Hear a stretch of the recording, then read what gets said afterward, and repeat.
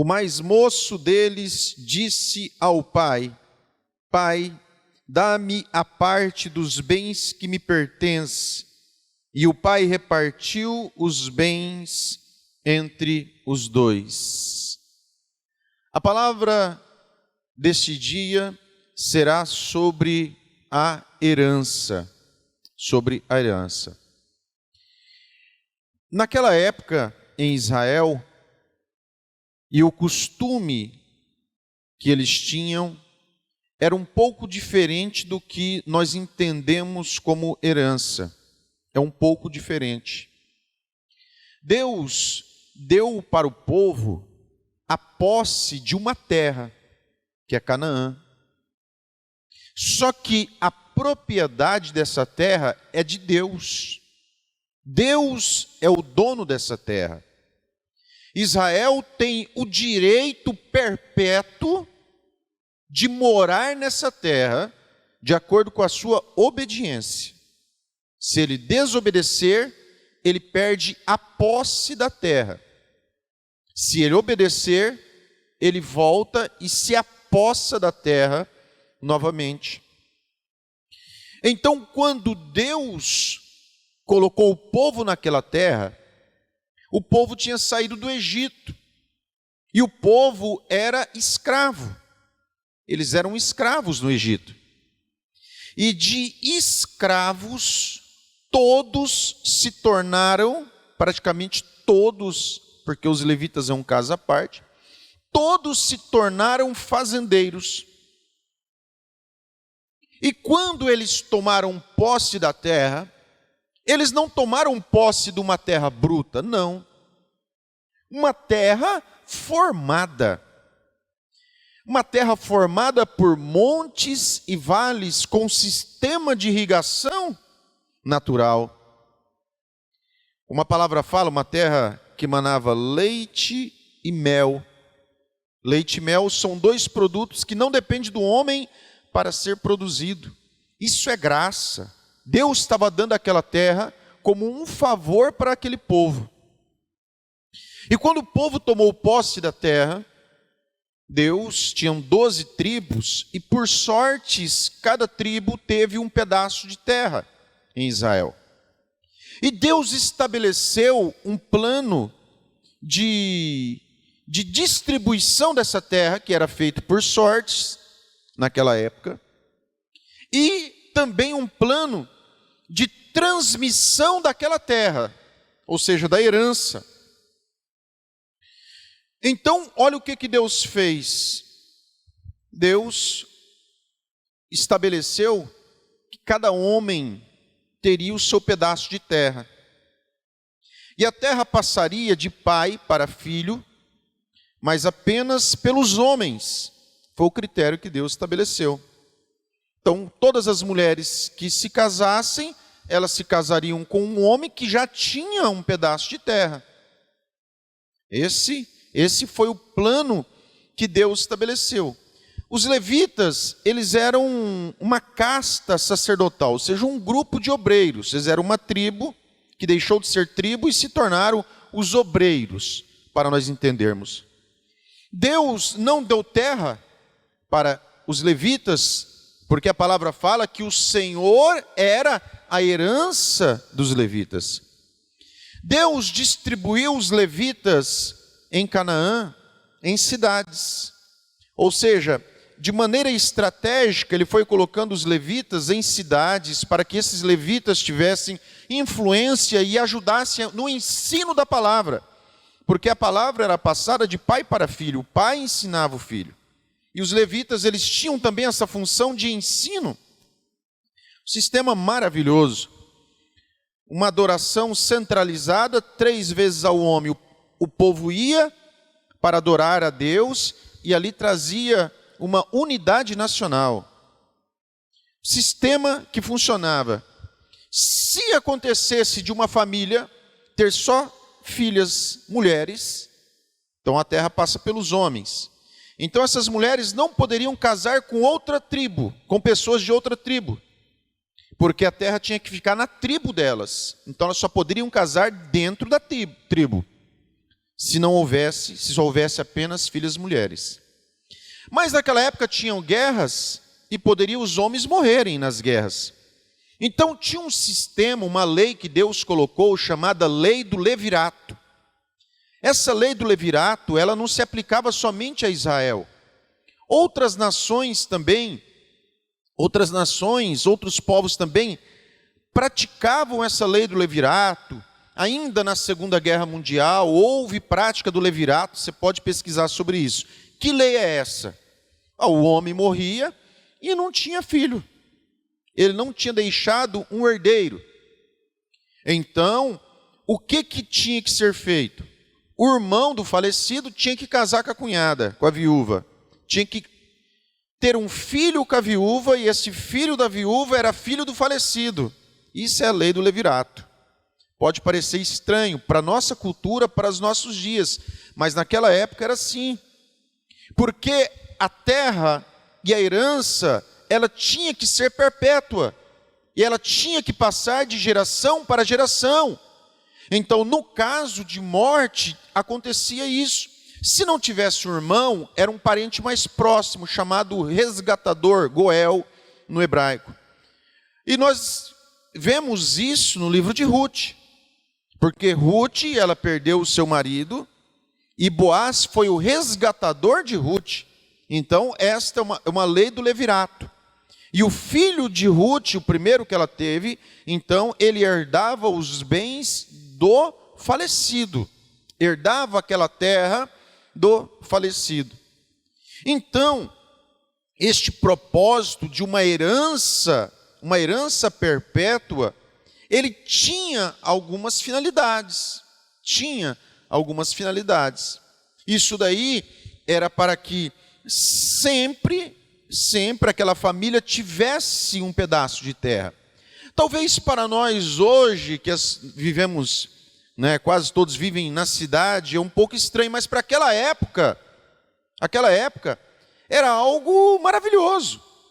Porque naquela época tinham pessoas que eram nômades, que não tinham casas, não tinham lugar para morar. E quando eles tomaram posse da terra prometida, eles tomaram posse da terra toda formada. Ou seja, ele entrou numa casa mobiliada, para nós entendermos, uma casa mobiliada, o curral do lado, vamos assim dizer, a vaca parida com bezerrinho, no outro dia era só acordar de manhã e pegar o leite. Estava tudo preparado, a vinha plantada, campo plantado, estava tudo preparado. Deus deu tudo isso para aquele povo. E Deus, ele então estabeleceu essa herança perpétua. Por quê? Essa herança perpétua preservaria as gerações futuras. Preservava também a família. Então, um caso de uma tragédia na família, aquilo ali era resolvido. E também, isso daí, esse direito à terra, era um direito que vinha da palavra de Deus. Daqui a pouco você vai clarear melhor, você vai entender melhor a mensagem. Então, aquilo ali era um direito que vinha da palavra de Deus. Então, quando eles obedeciam isso, eles sabiam que foi Deus que deu a terra, porque Deus era o proprietário. Eles só tinham direito de posse, só isso. E essa terra foi dada por Deus, e existia na palavra de Deus esse direito, a essa herança. Então eles mantinham uma unidade familiar, uma unidade nacional, eles mantinham também um relacionamento com Deus, e também uma obediência à palavra. Caso acontecesse de alguém se endividar, ter que se tornar servo, escravo dos outros, caso alguém perdesse a sua terra, Deus já tinha estabelecido algumas coisas na lei. Então, a cada 7 anos, chamado ano sabático, a pessoa que era escravo recebia a libertação. A cada 50 anos, o jubileu, eles recebiam libertação da terra, libertação da escravidão, perdão das dívidas. Então Deus dava uma oportunidade para aquele povo começar de novo a vida. Deus dava uma segunda chance. Ah, você errou, você se endividou, você vai trabalhar, mas no 7º ano você está livre. Você tem direito à liberdade. Por quê? Porque Deus falou, a terra é minha.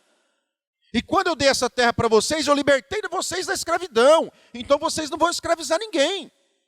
Então teve um servo que serviu a outra pessoa durante 7 anos, 6 anos, no 7º ele está livre.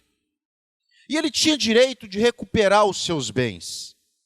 Então isso era a misericórdia de Deus. Você pode estudar sobre o ano sabático, em Êxodo 21, sobre o ano do jubileu, e o ano sabático também, Levítico 25, tem isso daí. Tem isso daí. E tinha outra coisa, a herança era um pouco diferente como nós entendemos nos dias de hoje. Porque quem tinha o direito à herança, ele poderia receber essa herança em vida, desde que o pai concordasse. Se o pai concordasse, ele já poderia receber esse direito da herança. Também, Deuteronômio 21, versículo 17, fala que o filho mais velho, que é o primogênito, tem direito à porção dobrada. Então, o filho mais velho tinha direito à herança dobrada. Então, isso também já era um costume que foi levado para a lei. E a pessoa que tinha direito a essa herança, além dele poder receber em vida a herança, tinha outra coisa. Ele já podia usufruir dessa herança. Em vida, ele já podia usufruir dessa herança. Vocês estão entendendo a palavra? Amém.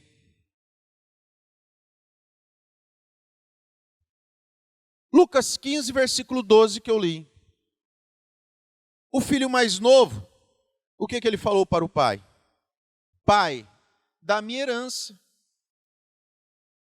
Porque eles tinham esse costume, e em vida ele podia receber se o pai autorizasse. Fala, pai, eu quero a minha herança, aquilo que me pertence. O pai pegou o dinheiro, toma, filho, a tua herança. Eram 2 filhos que esse pai tinha, é uma parábola do filho pródigo. E esse filho mais novo, ele foi para uma terra longínqua, a palavra de Deus fala, gastou dissolutamente.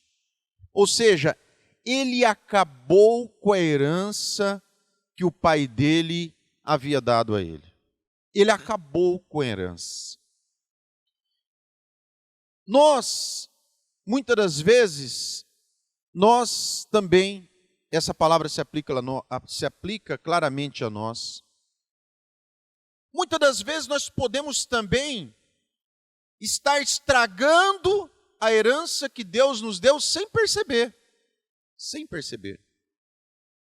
Esse filho, quando ele recebeu parte da herança, ele sumiu. Ele sumiu. A palavra fala que ele foi para longe. Ele foi para longe. Para bem longe. E gastou aquela herança que vinha de Deus, de maneira dissoluta.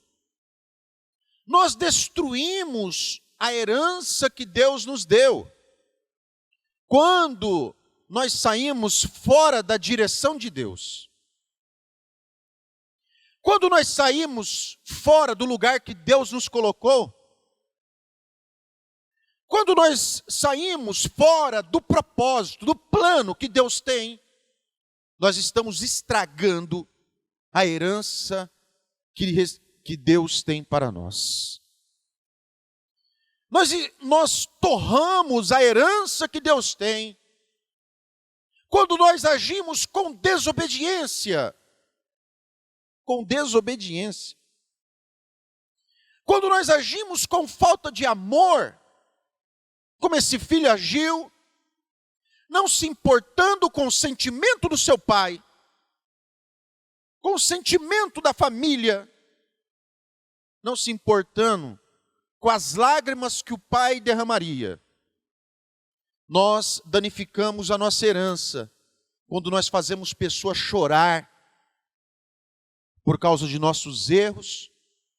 Nós estamos danificando a nossa herança quando fazemos pessoas sofrer, pessoas se entristecer por causa da nossa desobediência, por causa da nossa própria vontade e dos nossos desejos. Porque quando nós queremos viver deste jeito, muitas das vezes nós falamos, a vida é minha e eu faço dela o que eu quero. Essa é uma das atitudes de quem está danificando a sua herança.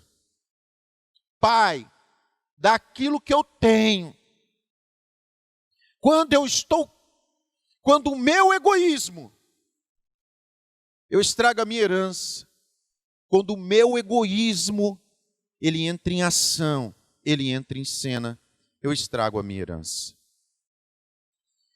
A palavra do Senhor fala em 1 Reis, capítulo 21, de um homem chamado Nabote. Ele tinha uma terra que ele recebeu como herança, dada por Deus.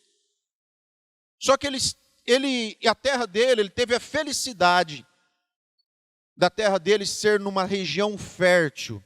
É uma felicidade, uma bênção de Deus, uma bênção completa. Mas ele teve a infelicidade de ser vizinho de um homem chamado Acabe, que era o rei, e que era casado com uma mulher chamada Jezabel. E Acabe olhou para a herança dele e falou para Nabote, Nabote, eu quero que você me vende a tua vinha, ou que você troque, eu te dou outra terra no lugar dessa vinha, porque eu quero fazer uma horta na sua terra. E ele disse mais ou menos assim para Acabe, a herança que Deus me deu, eu não vendo e eu não troco. Aleluia.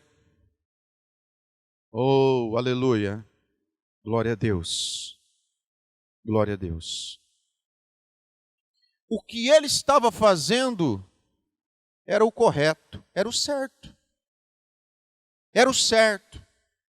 Para quem quer viver de acordo com a palavra. Para quem quer viver de acordo com a vontade de Deus. Mas para Acabe, isso foi um desgosto.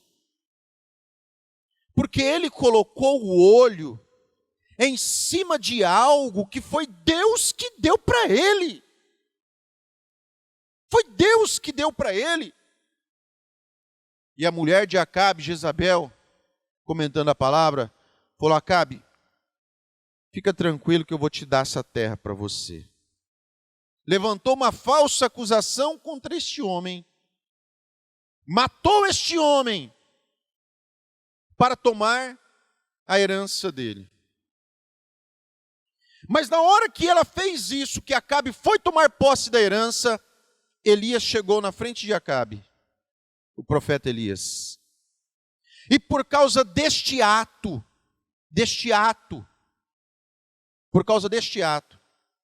houve um juízo de Deus em cima da família de Acabe. E Deus falou para Acabe, de uma maneira bem forte, Acabe, os cães vão lamber o teu sangue no lugar que você matou este homem.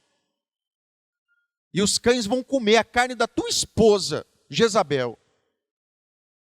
Jezabel, ela era usada pelo maligno. O inimigo usava a vida daquela mulher. E o demônio que usava a vida daquela mulher era para pegar a herança que Deus tinha para Nabote, para a família de Nabote. Não era simplesmente um pedaço de terra. Tem coisas em nossas vidas que não são simplesmente bens. Não são simplesmente pequenas coisas. Aquilo ali, quando mexe com aquilo, está mexendo com a nossa família, está mexendo com o nosso relacionamento com Deus, está mexendo com a nossa vida religiosa, está mexendo com a nossa vida de fé.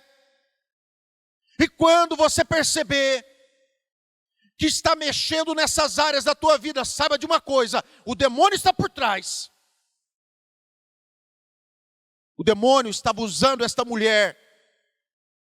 Era uma parábola do filho pródigo, mas foi o demônio que usou, que fez aquele jovem gastar tudo o que ele tinha e viver no meio dos porcos e ter desejo pelas comidas que os porcos comiam. Foi o demônio que levou aquele jovem. Por quê? Porque quando o inimigo conseguia destruir a herança do jovem, ele destruía o vínculo familiar. Ele destruía o relacionamento com Deus.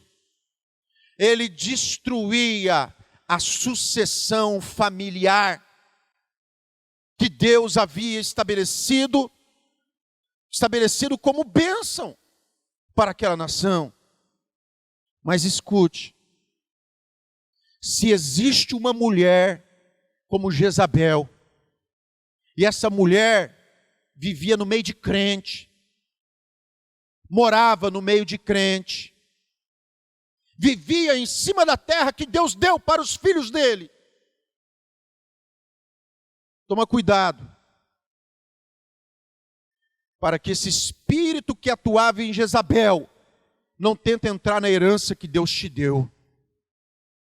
E sempre que existiu uma mulher como essa, como Jezabel, também existiu um homem como Elias. Se existia um espírito maligno que atuava em Jezabel, existia um espírito de Deus que atuava em Elias. Se existe uma mulher como Jezabel, que patrocina um culto legal, um culto enfeitado, um culto atraente, Deus nunca, irmãos, nunca, Ele está preocupado que o culto seja enfeitado, que o culto seja atraente para atrair pessoa. O culto ele tem que ser santo. Porque Ele, Deus, que é objeto de adoração, que é o Deus da adoração, melhor dizendo, Ele é santo, santo e santo. Não precisamos de enfeite para atrair ninguém. O poder da cruz é suficiente para atrair pessoas, para atrair almas sedentas, almas que precisam do Evangelho. Porque Jesus falou: quando eu for levantado, eu atrairei todos a mim. Cuidado, meu irmão, que Jezabel ela anda no meio do povo de Deus, anda no meio dos crentes. E se você lá em Apocalipse capítulo 2, do versículo 18 ao versículo 29, você vai ver que tinha uma mulher que se dizia profetisa, considerada como Jezabel, que derrubava o povo da sua fé, que derrubava. E o Senhor falou para aquela igreja: eu tenho porém contra ti que você tolera Jezabel. Irmãos, essa Jezabel e esse demônio que atua em Jezabel, ele não deve ser tolerado, ele deve ser repreendido. Ele deve ser repreendido. Esse filho pródigo caiu em si quando ele perdeu tudo. E quando ele estava literalmente no chiqueiro, foi que ele abriu os olhos. Isso não precisa acontecer comigo e com você. Deus, Ele abre os nossos olhos, o nosso entendimento, através desta palavra. Através da palavra que está sendo pregada hoje, Deus, Ele abre os nossos olhos. Não precisa você perder a tua família. Não precisa você chegar no fundo do poço.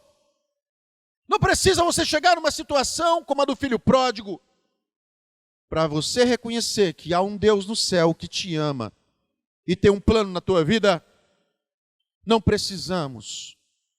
Mas, quando nós ouvimos a palavra, isso daqui é o puro amor de Deus cuidando de mim e cuidando de você. É Deus falando comigo e falando com você. cuidado para que ninguém tome a tua herança. A palavra do Senhor fala em Gênesis capítulo 25, nos 3 versículos finais de Gênesis. A Bíblia fala que Esaú era o primogênito, direito à porção dobrada da herança. Esaú trocou a herança dele por um prato de comida. E a Bíblia fala que desta maneira Esaú desprezou a sua herança. Não era desprezo de bens materiais, irmãos. Era desprezo de Deus. Era desprezo da palavra. Era desprezo do plano. Era desprezo do relacionamento com Deus, do relacionamento familiar. Você percebe que quando o jovem, esse jovem, quando ele perde tudo, que ele volta para a casa do pai, o que ele fala? Pai, eu pequei contra o céu e contra ti. Porque quando danifica a minha herança, eu estou pecando contra Deus e contra os meus irmãos. Estou pecando contra a igreja. E Esaú, ele desprezou tudo isso por um prato de comida. Meu Deus, misericórdia. Como que o inimigo, muitas das vezes, ele quer cegar o nosso entendimento. Mas nesta manhã, o Senhor está dando essa palavra para mim e para você. Escute. Não era outra palavra que nós precisávamos, não era outra, era essa. Eu tenho plena certeza, eu tenho plena convicção do que eu estou falando. E se Deus está falando desta maneira, tão firme, é para nós abrir os nossos olhos, para não permitir que esta Jezabel coloque o dedo na herança que Deus nos deu.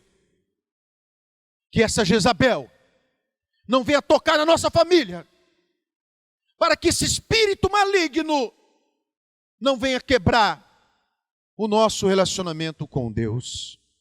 Amém? Amém? Quando esse filho volta para casa, ele queria ser apenas um servo. Porque ele falou, os servos na casa do meu pai têm direito a comer pão.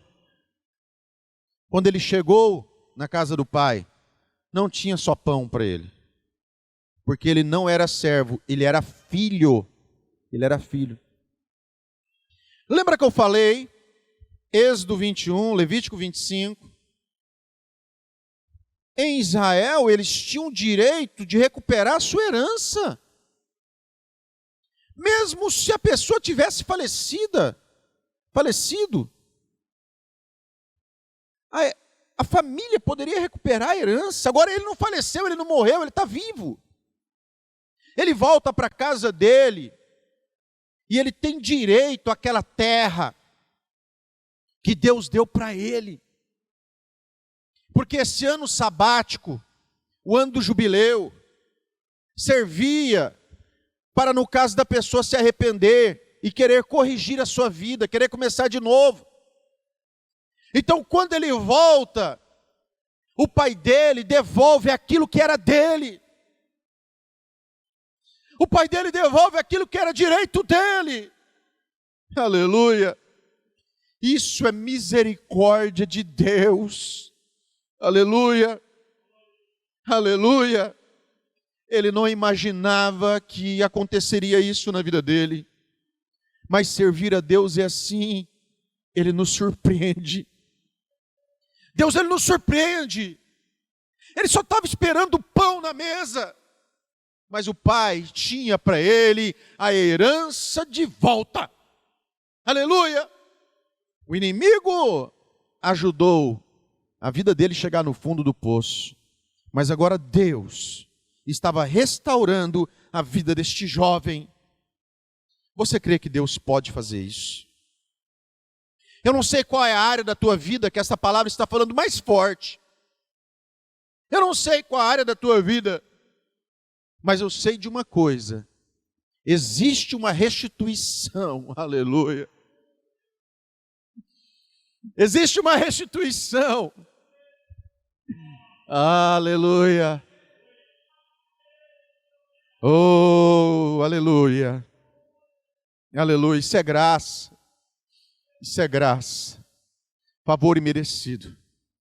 Existe uma restituição de Deus para vir em nossas mãos.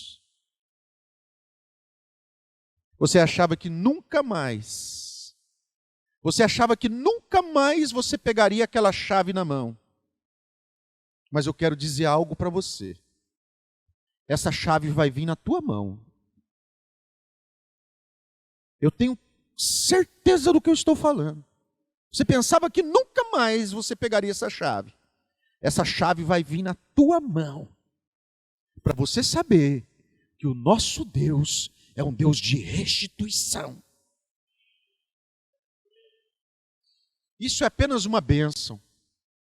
Porque o mais importante é a nossa vida ser restaurada. Porque essa herança era apenas algo material que ligava a relacionamento familiar, a família.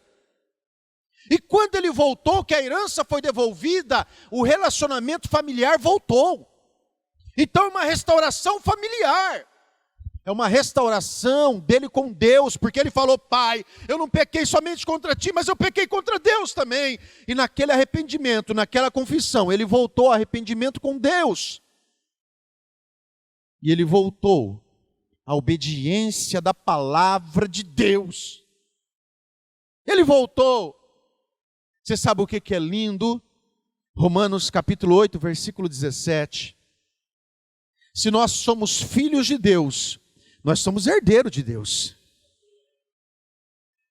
E co-herdeiro com Cristo. Hebreus 1:2 fala que Cristo se tornou herdeiro de tudo.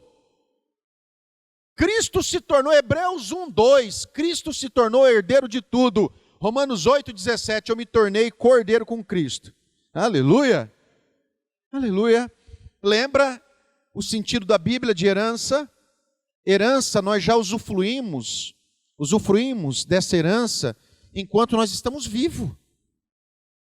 Você sabia disso? O irmão do filho pródigo não sabia.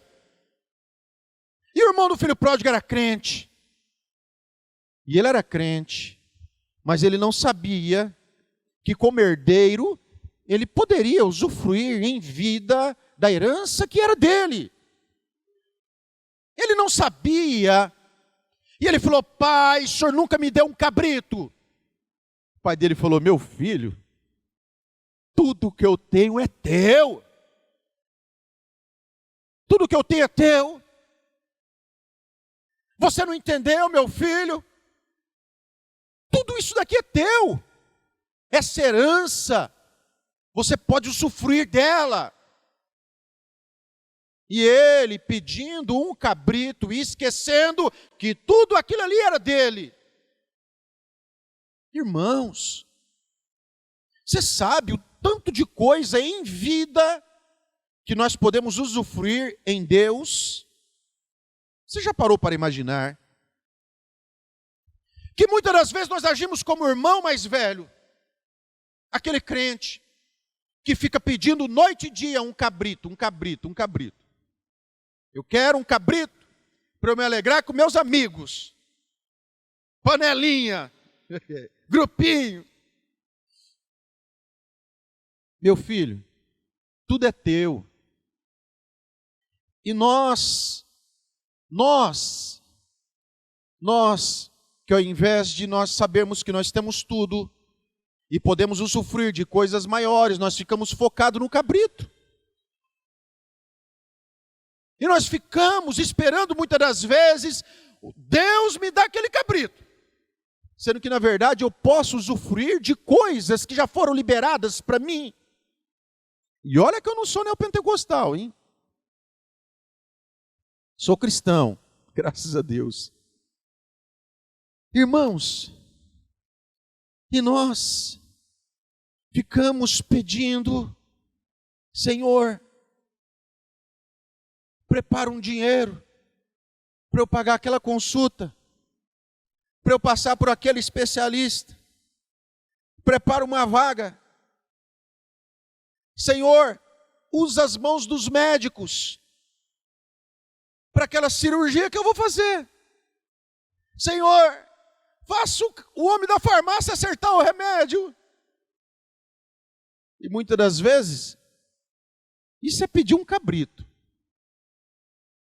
Porque se eu tenho fé que Deus vai preparar o dinheiro para eu passar para a consulta, por que eu não oro então para Deus me curar?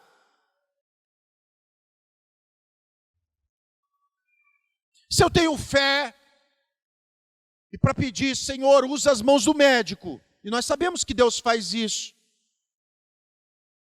mas experiências não são regras para ninguém.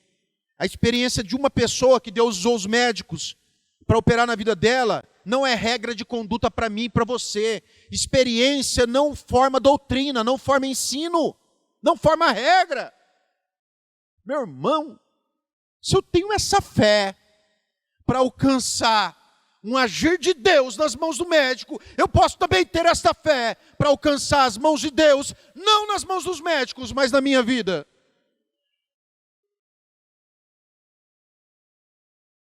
E às vezes nós pedimos, Senhor, se o Senhor me der esse cabrito, eu vou ter comida para um mês inteiro. Meu irmão, peça uma boiada para você ter comida para o resto da tua vida. Já que você vai pedir, meu irmão, peça mais. O que é isso, meu irmão? O que é isso? Aí mês que vem você vai fazer aquela oração de novo. Daqui a pouco nem você aguenta mais sua oração. Que é isso? Fala, Senhor, ó, o negócio é o seguinte. Eu estava querendo um cabrito, mas um cabrito não vai resolver meu caso, não. Essa que é a verdade. Não vai resolver meu problema, não. Eu preciso de mais. Tudo. Nós somos cordeiros. Toda sorte de bênção, ela já foi liberada nas regiões celestiais em Cristo. Deus já liberou tudo e colocou tudo a favor de Cristo. E Romanos 8,17 fala, eu sou cordeiro com Ele. Aleluia, nós temos um irmão, Jesus é nosso irmão mais velho, nosso primogênito. Dá uma chegada no seu irmão, o que é isso? Você tem um irmão, né? Você chega para o teu irmão Jesus, tá? Chega para o teu irmão Jesus e fala, eu fiquei sabendo que você é dono de tudo. Ele vai falar que é. Fala para ele o que você está precisando. Fala para ele. Porque nós somos cordeiro dessa herança que ele recebeu. Nós somos cordeiro, meu irmão. Olha, presta atenção, você fala, mas pastor, o senhor não entende. Eu já acabei com tudo. Tudo que Deus colocou na minha mão, eu destruí. Igual o filho pródigo. O filho pródigo acabou com tudo. É assim. É desse jeito. Então, Deus devolveu a herança para ele. Deus devolveu. E às vezes você pode falar, Senhor, eu não sou que nem aquele irmão, filho mais velho não, pedindo cabrito. Eu sou que nem esse mais novo aqui. Arrebentei tudo. Acabei com tudo. Tudo. Mas, mesmo assim, ainda você continua sendo cordeiro de Cristo. Mesmo assim, existe uma herança para nós. Aleluia. Já parou para pensar isso daqui? Agora você pega Apocalipse capítulo 21.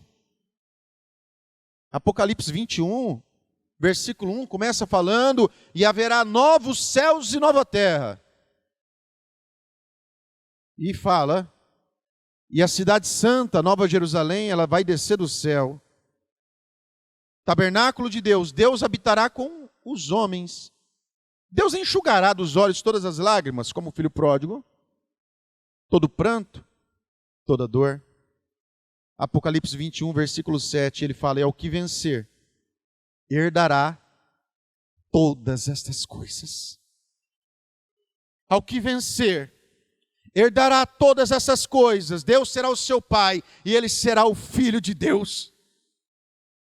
Você já parou para pensar que nós somos herdeiros de um novo céu e de uma nova terra, você fica economizando essa terrinha aqui que nós estamos vivendo.